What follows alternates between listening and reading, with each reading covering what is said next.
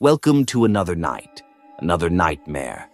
Tonight we travel to the quiet mountains of Northern California, to a town that should have been peaceful, a mother, her children, a weekend getaway, and a horror no one could explain.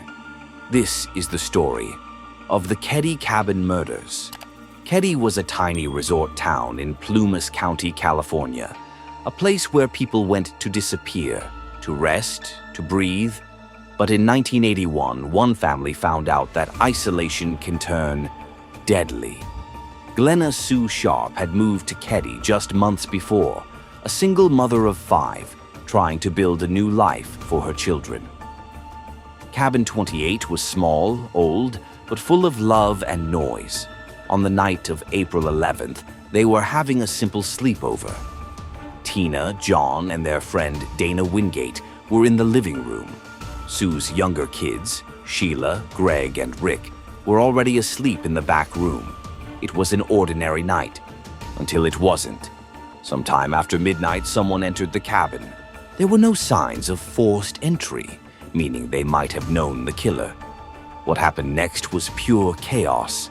The attackers tied the victims with medical tape and electrical cords, and what came after was a scene too brutal to describe. When police arrived the next morning, they found Sue, John, and Dana beaten, stabbed, and mutilated. Furniture overturned, blood spattered across every wall. Whoever did it took their time. But one thing was missing: 12-year-old Tina. Her body wouldn't be found until 3 years later, discovered miles away in the woods, reduced to bone.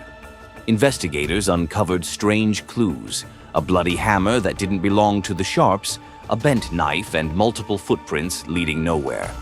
There were suspects, including a family friend who lived just next door.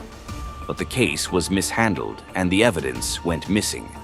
Decades later, DNA testing would reveal new traces. But still, no one was ever convicted. The killer, or killers, vanished into thin air. Cabin 28 was eventually torn down, its wood burned, its foundation left bare.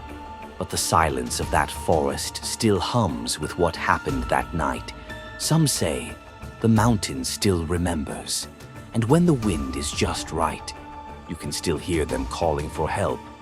But next time, the horror moves inside the house, a quiet London suburb where furniture moved on its own and voices whispered through the walls. The Enfield Poltergeist, 1977. Next, on Another Night, Another Nightmare.